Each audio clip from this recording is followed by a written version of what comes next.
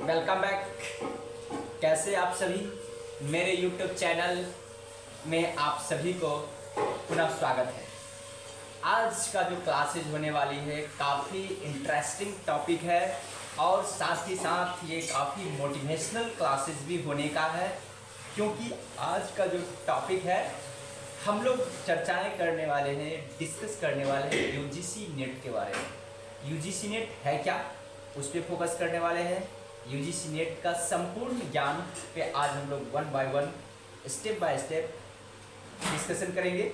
सबसे पहले UGC net है क्या, इसका मिनिमम एलिजिबिलिटी क्या होती है, क्वालिफिकेशन क्या है, इसका सिलेबस क्या है, इसका प्रिपरेशन कैसे करें, तमाम चीज़ों पे आज हम लोग डिस्कस करने वाले हैं।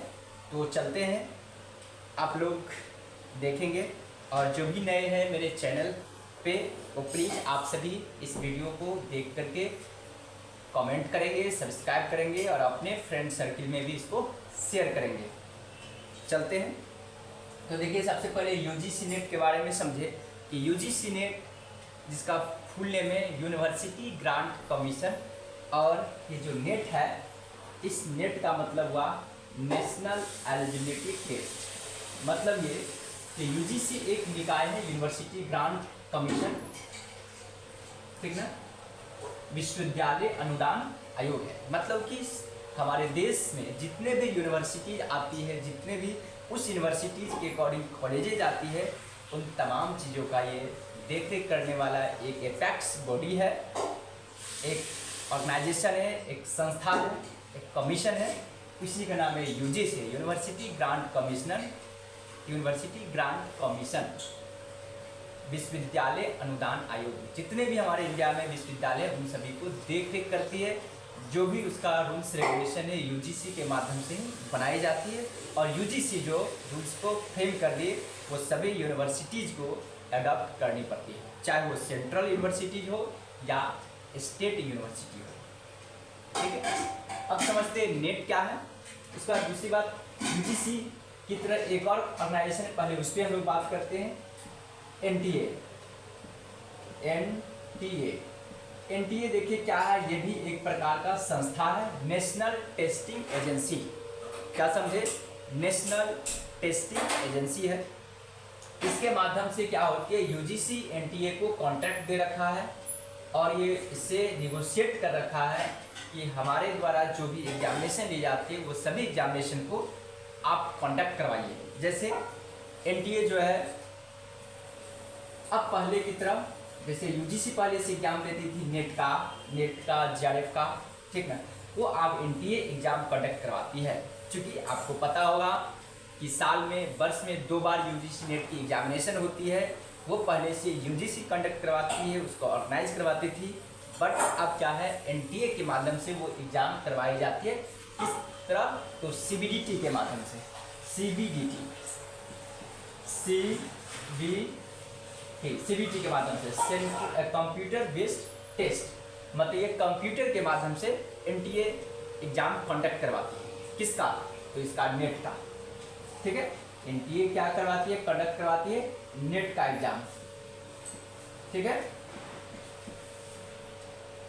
नेट आप समझते हैं नेट क्या है, तो नेशनल एलिजिबिलिटी टेस्ट है। हाँ दोस्तों, यदि आप नेट क्वालिफाइड करते हो तो असिस्टेंट प्रोफेसर बनने के लिए आप एलिजिबल हो जाते हैं। क्या समझे, असिस्टेंट प्रोफेसर बनने के लिए आप एलिजिबल हो जाते हो, चाहे वो सेंट्रल यूनिवर्सिटीज हो या स्टेट यूनिवर्सिटीज। ठीक है, और हालांकि सिलेक्शन का प्रोसेस क्या है, मैं उस पर अभी बातें नहीं कर रहा हूँ। पहले ये समझेंगे नेट है क्या, तो नेशनल एलिजिबिलिटी टेस्ट है, यानी कि राष्ट्रीय पात्रता परीक्षा है। यदि आप इस एग्जामिनेशन को क्वालिफाइड करते हो तो आप असिस्टेंट प्रोफेसर बनने के लिए एलिजिबल होते हो। कहाँ पे, तो होल इंडिया, मतलब संपूर्ण भारत के अंदर जितने भी विश्वविद्यालय होते हैं उसके लिए आप एलिजिबल बन जाते हो, चाहे वो सेंट्रल हो, चाहे वो स्टेट यूनिवर्सिटी हो। ठीक है, असिस्टेंट प्रोफेसर के लिए। अब क्या समझे, असिस्टेंट प्रोफेसर, इसी नेट के माध्यम से आप पीएचडी भी करेंगे। पीएचडी, क्योंकि यूनिवर्सिटी जो है होती है, स्टेट यूनिवर्सिटी अपना कुछ है स्पेशल एंट्रेंस कंडक्ट करवाती है, उसके माध्यम से भी पीएचडी में दाखिला होती है। और दूसरा नेट जो क्वालिफाइड करके गया वो भी पीएचडी में एलिजिबल है। लेकिन नेट वाले को ये क्या दिया जाता है, प्रायोरिटी दी जाती है, क्योंकि उन्होंने नेशनल लेवल का एग्जामिनेशन क्रैक किया है। और ये क्रैक क्या है, खासतौर पे किसका है, तो यूजीसी निकाय का है, ठीक है। और इसका एग्जाम करवाती है एनटीए, ठीक है। पीएचडी करोगे तो और स्कोर बढ़ेगा तो सब एपीआई में जुटेगा, तो आप असिस्टेंट प्रोफेसर बनने के लिए एलिजिबल हो। अब इसी में देखिए क्या है, नेट एक होती है जेआरएफ, हाँ दोस्तों, JRF junior research fellowship, junior research fellowship. जो नेट में जो टॉप 6% जो नेट क्वालिफाइड करते हैं उसका टॉप 6% को मिलता है जेआरएफ। जैसे अभी मैं करंट का जो अभी रिजल्ट आया है, एनटीए जो कंडक्ट करवाए थे उसके अकॉर्डिंग मैं आपको बता रहा हूँ, उसका मैं एग्जाम्पल लेकर के इस बार जो रिजल्ट आई है यूजीसी नेट का, तो अभी अक्टूबर में ही रिजल्ट आई है, एक आध सप्ताह पहले। तो हमारे इंडिया में एप्लीकेंट कितना था, तो टोटल अप्रॉक्स में चलता हूँ 12 लाख कैंडिडेट एप्लीकेंट था। और एपियर कुछ कम ही हुआ था, लेकिन हम एप्लीकेंट की बात कर रहे हैं, उसी के अकॉर्डिंग समझिए थोड़ा बहुत कम अप्लाई एपियर होगा, थोड़ा कम। ये कैंडिडेट कितना था, 12 लाख कैंडिडेट था। इस 12 लाख कैंडिडेट में अप्रॉक्स 53K यानी कि 53,000 कैंडिडेट ने नेट क्वालिफाइड किया, ठीक है। क्या समझे, 53,000 अप्रॉक्स नेट क्वालिफाइड किया, जो ओनली असिस्टेंट प्रोफेसर के लिए एलिजिबल है नेट। इसलिए ये जो रिजल्ट जो देखती है एनटीए, तो वहाँ देखेंगे लिखा रहेगा eligible for qualified for assistant professor only, ठीक है। उसके बाद टोटल एप्लीकेंट में से 4900 अप्रॉक्स यानी कि 4,900 कैंडिडेट जेआरएफ क्वालिफाइड किया, ठीक है। अब ये क्या है, देखने का ये बात है कि ईच एंड एवरी ईयर क्या होती थी, 3,000 से 3500 ही जेआरएफ क्वालिफाइड करता था।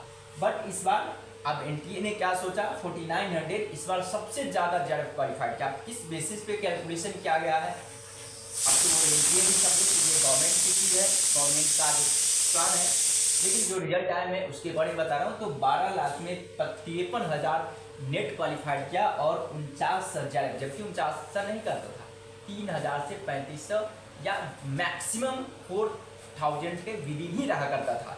इस बार 4900 तक पहुंच गया, ठीक है, 12 लाख में। तो आपको तो यहीं से पता चलता होगा रिजल्ट से ही कि ये जेआरएफ में कितना ज़्यादा डिफरेंस है और टॉप कितना होगा। मतलब इसमें जो टॉप करेगा वो जेआरएफ अवार्ड आपको दिया जाएगा, जेआरएफ अवार्ड, ठीक है। और जब असिस्टेंट प्रोफेसर बनेंगे तो वहाँ पे आपको एपीआई में भी नेट की अपेक्षा ज़्यादा नंबर आपको मिलेगा। तो आई होप कि आपको समझ में आ गया होगा नेट क्या है, जेआरएफ क्या है। अब रहा बात मिनिमम क्वालिफिकेशन क्या है, तो मिनिमम क्या है, इसका क्वालिफिकेशन है, आपको क्वालिफिकेशन होगा पीजी पास कैंडिडेट या जो एशियन में वो अप्लाई कर सकता है। बात समझे, इसके लिए अप्लाई करने के लिए मिनिमम क्वालिफिकेशन पीजी होता है, या आप पीजी एशियन में तो आप अप्लाई कर सकते हैं, ठीक है। तो पीजी है। अब क्या है इसमें, इसका मिनिमम एलिजिबिलिटी क्या था, पीजी पोस्ट ग्रेजुएट, मतलब आपको मास्टर्स डिग्री होनी चाहिए तब आप अप्लाई कर सकते हो, क्योंकि पीजी के बाद में पीएचडी भी होती है, प्रोफेसर बनने के लिए एलिजिबल होती है, इसलिए पीजी मिनिमम इसका क्वालिफिकेशन है। अब मैं बात करता हूँ एज लिमिट का, तो देखेंगे नेट के लिए एज का रिलैक्सेशन है, आप 45 ईयर तक आप डाल सकते हैं, नो लिमिटेशन, और इसके लिए 30 ईयर, ठीक है। तो आपको इससे भी पता चल रहा होगा कितना बड़ा टफ है जेआरएफ नेट की अपेक्षा। नेट भी तो टफ ही है, क्योंकि हमारे देश का एक बहुत बड़ा एग्जामिनेशन है, एक बहुत बड़ा प्रतिष्ठित एग्जाम है। ये क्वालिफाइड करने के बाद आप असिस्टेंट प्रोफेसर डायरेक्टली बनते हो, इसलिए बहुत बड़ी चीज़। मैं ये नहीं कहता हूँ नेट छोटे, लेकिन मैं जेआरएफ की बात बता रहा हूँ, ये कितना और टफ है। एक तो इसके अपेक्षा रिजल्ट बहुत कम है, 6 10 गुना नीचे है, और दूसरी बात एज लिमिटेशन है। आप 32 हो 35 हो तो आप अप्लाई नहीं कर सकते, आप एलिजिबल नहीं हो। जब आप एलिजिबल है ही नहीं तो आप क्वालिफाइड कर कैसे सकते हो? ठीक है, इसका मतलब ये इंडस्टर होगा वही क्या कर सकता है, डायरेक्ट क्वालिफाइड कर सकते हैं, अदरवाइज आपको एज ज़्यादा होगा तो अप्लाई नहीं कर सकते हो। जब नहीं कर पाओगे तो फिर क्वालिफाइड, क्योंकि जो भी कैंडिडेट डायरेक्ट क्वालिफाइड करता है वो साइंटिस्ट भी बनता है। अगर जो साइंस का जो स्टूडेंट होगा, चूँकि साइंस वाले के लिए जीआरएफ में जैसे यहाँ पर यूजीसी नेट होते थे तो वहाँ CSIR नेट होगा, जीआरएफ होगा, ठीक है, फिर संस्था में डिफरेंस होगा, ये वही है। तो जो जीआरएफ अगर साइंस वाला क्वालिफाइड करते हैं वो साइंटिस्ट बनता है, नेट भी क्वालिफाइड किया हुआ साइंटिस्ट बनती है, ऐसी बात नहीं है। जैसे कोई IIT से अगर कोई रिसर्च करेगा, कोई ICMR से करेगा, ठीक है, तो साइंटिस्ट ही कहलाता है। लेकिन अल्टीमेटली वो रिसर्च नहीं है, चाहे वो आर्ट्स का है, कॉमर्स का है, उसका क्योंकि साइंस वाले को क्या होता है, नाम क्या है, जो विज्ञान का ज्ञाता होता है उसको वैज्ञानिक बोला जाता है। लेकिन जो आर्ट्स का ज्ञाता होगा तो उसको तो वैज्ञानिक नहीं ना बोला जाता, ज्ञाता दोनों है, वो टेक्निकल डिग्री है, इसलिए वो वैज्ञानिक कहा है, साइंटिस्ट। बातें सुन रही होगी, ऐसा नहीं है कि साइंटिस्ट है तो उसके पास कुछ अलग डिग्रियाँ, बस वो भी नेट जीआरएफ ही क्वालिफाइड कैंडिडेट होती है। जो जीआरएफ होगा बहुत ज़्यादा अच्छा होगा, नेट होगा तो थोड़ा उससे भी थोड़ा सा लो होगा, ठीक है। अब ये नहीं समझना है कि कोई वैज्ञानिक या साइंटिस्ट है तो वो कुछ अलग चीज़ है, यही चीज़ है नेट और जीआरएफ है। जैसे अगर अभी मैं बता रहा हूँ, अगर कोई आप एकेडमिक में आप असिस्टेंट प्रोफेसर के अप्लाई करेंगे, वहाँ पे असिस्टेंट प्रोफेसर का आता है। लेकिन एग्रीकल्चर यूनिवर्सिटी में जैसे जाएंगे और वो जो साइंस के कैंडिडेट अप्लाई करता है वहाँ साइंटिस्ट कहलाता है, junior scientist, senior scientist, assistant professor, associate, ऐसे करके वहाँ लिखा होता है। चीज़ वही है, असिस्टेंट प्रोफेसर ही है, लेकिन वहाँ पर क्या लिखा है, जूनियर साइंटिस्ट, सीनियर साइंटिस्ट, ठीक ना।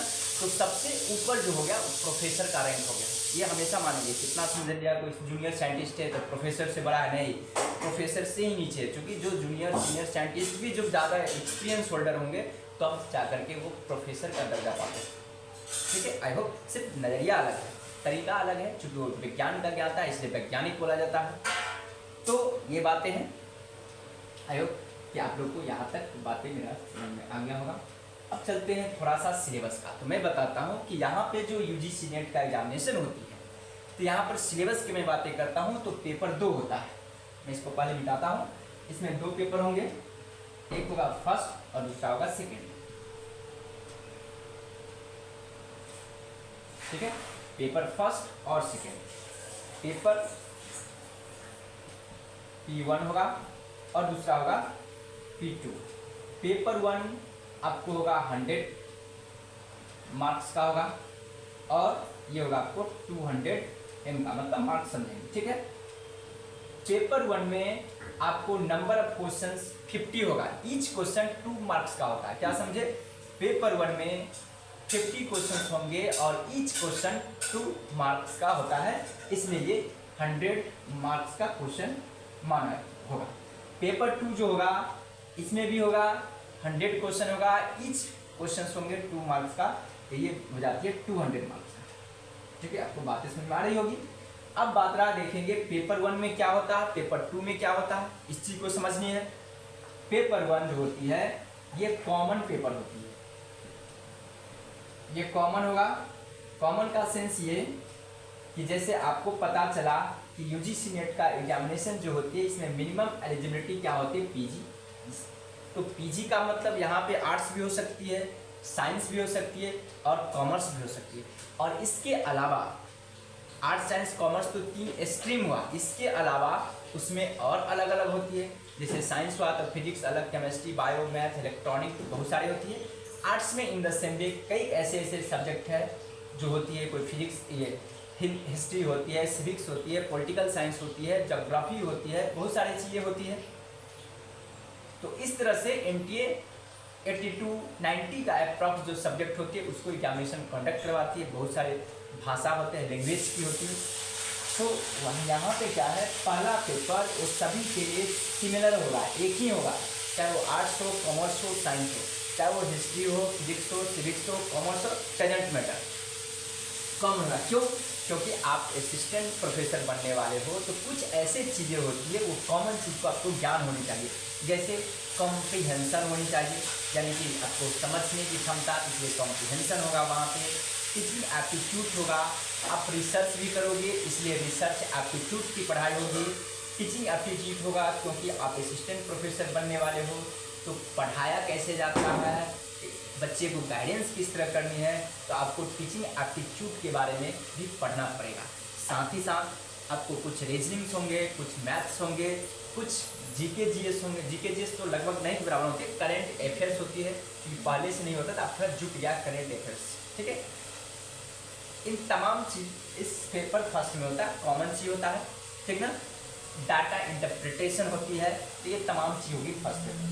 सेकेंड पेपर ये कंसर्न सब्जेक्ट से जुड़ा होती है। कंसर्न सब्जेक्ट का सेंस ये कि आप जिस सब्जेक्ट से मास्टर्स डिग्री कर रहे हैं, ठीक ना, आप जिस चीज़ के अप्लाई कर रहे हैं, जैसे आप नेट का फॉर्म भरेंगे तो किसके लिए, तो हिस्ट्री के लिए, तो हिस्ट्री आपका सब्जेक्ट होगा, ठीक है। Concern subject. अब रहा बात कि कंसर्न सब्जेक्ट में क्या क्या चीज़ें होती है, तो आप हमेशा याद रखेंगे ये आपको मास्टर्स लेवल का एग्जामिनेशन है, इसलिए आपका जो अपना पेपर है 12th से लेकर के, ठीक ना, टू पीजी तक का जो भी चीज़ें होती है वो ईच एंड एवरी टॉपिक को आपको स्टडीज करनी है। कुछ ही ऐसा टॉपिक होता है जिसको आपको स्टडीज नहीं करनी है। बातें समझ में आ गई कि पेपर फर्स्ट और पेपर 2 पेपर सेकेंड में क्या क्या चीज़ें होती है। आई होप कि आपको समझ में आ रहा हो। एक बार मैं वीडियो देख रहा हूँ कि आप लोग तक ऑन कैमरा दिखाई दे रही है ठीक से या नहीं? हाँ सर दिखाई दे रही है, ठीक है। तो ये रहा। तो इस तरह से हम लोग समझे कि यूजीसी नेट क्या होती है, एनटीए क्या होती है, तो हम लोगों को समझ में आई। और इस चीज़ को प्रिपरेशन कैसे किया जाएगा, इसका मिनिमम एलिजिबिलिटी क्या होती है, इसका एज लिमिटेशन क्या होती है, इन तमाम चीज़ों पे हमने डिस्कशन किया। और मैं उम्मीद करता हूँ कि आप सभी लोग अच्छे तरीक़ा से समझ गए होंगे। अगर जिनको नहीं समझ में आएगा, कुछ कन्फ्यूजन होगा, क्योंकि मैंने अपने तरीक़ा से बताने की कोशिश किया हूँ। आप लोग के मन में कोई प्रश्न होगा तो आप चैट के माध्यम से मुझसे एक सवाल करेंगे, ताकि मैं नेक्स्ट जब वीडियो लेके आऊँगा तो मैं सबसे पहले आपका जो कमेंट के जरिए से जो क्वेश्चन होगा वो मैं बता दूँगा। Okay, bye bye, have a nice day.